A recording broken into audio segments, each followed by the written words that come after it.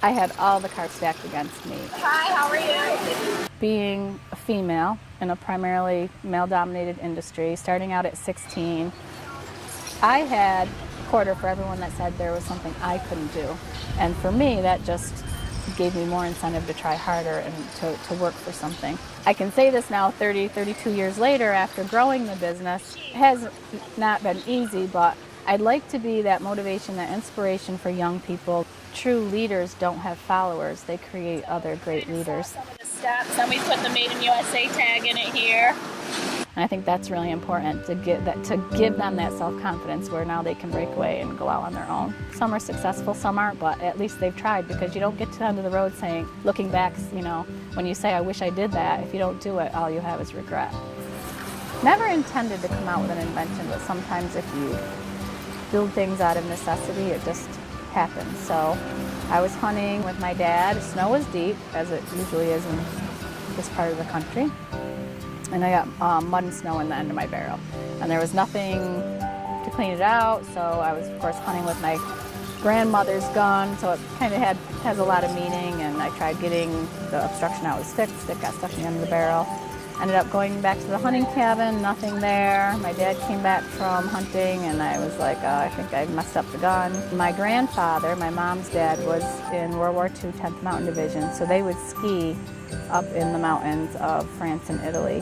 And I found in his gun junk this, they call it a thong, but it was a chain with a weight on the end of it.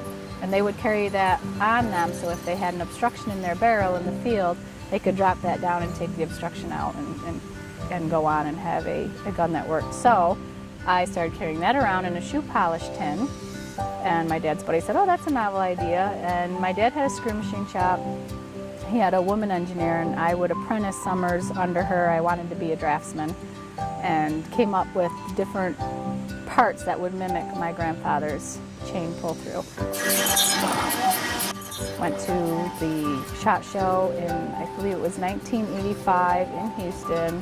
Had a little 10 by 10 booth, and had to lie to get in the show because I was only 16, you had to be 18. And my mom and I went back in and we did our first trade show. My dad came back to the booth and said, oh, so how's the marketing going? And I said, well, forget marketing, we have to start making these things.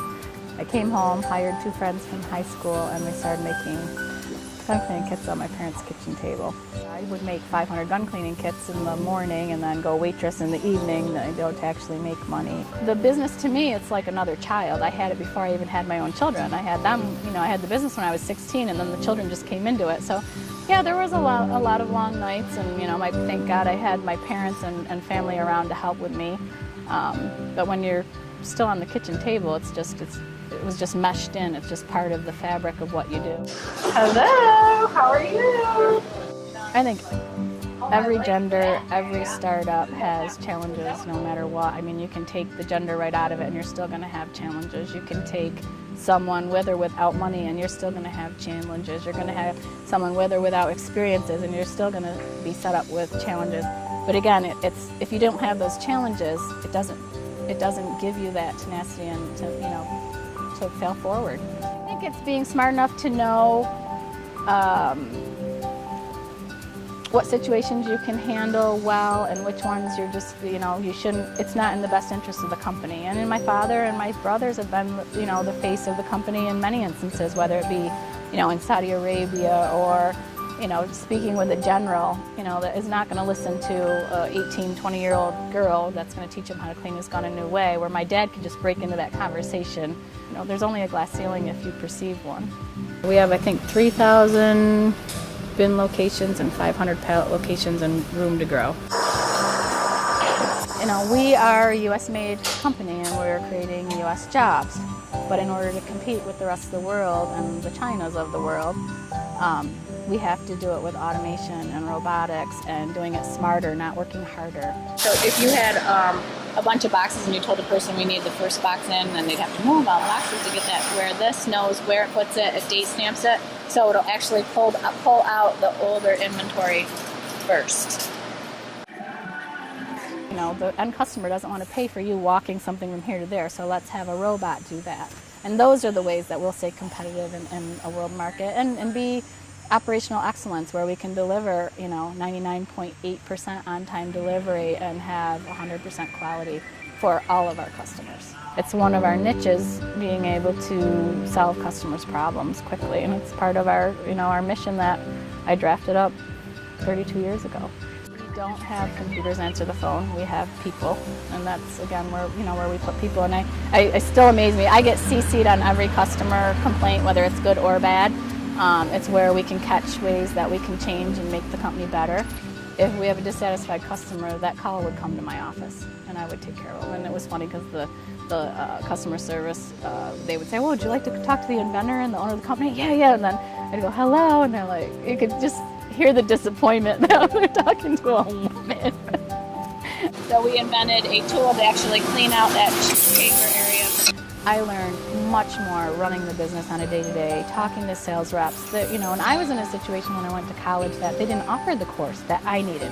I needed a course on how to price, how to, as a manufacturer, you get all those different level of pricing structures for what a dealer wants to make, what a wholesaler, or, and then you bring the catalogs and the internet into the world, which is a whole nother pricing game. A lot of it is just listening to your customers, listening to your sales reps, listening to the people that are living it or have made the mistakes, and so that you don't make them. And so some of that you just can't get in school. This is a pallet going to Walmart. I've noticed just with the new younger generation, they want instant feedback. When you post something on Facebook or Instagram, you get instant feedback. Well, now you move those young people into a corporate environment, and you're going to give them a yearly review. So it's up to us as leaders to change how we interact with this new generation. We need to be giving them feedback all the time because they're used to it. They expect it. Not only have we grown our business, I'm proud of what the people have been able to become within it, seeing something in them that they might not have been able to see in themselves. Right now he's had it for about 4 months. Never realized that my little simple idea from falling in the mud and snow would have touched so many lives. Never give up. If you want that dream or if you have that goal, go after it, because there's going to be a lot of naysayers and there's going to be a lot of people that say you can't do something. And it's the people that don't listen to those people that move forward and that get somewhere in life.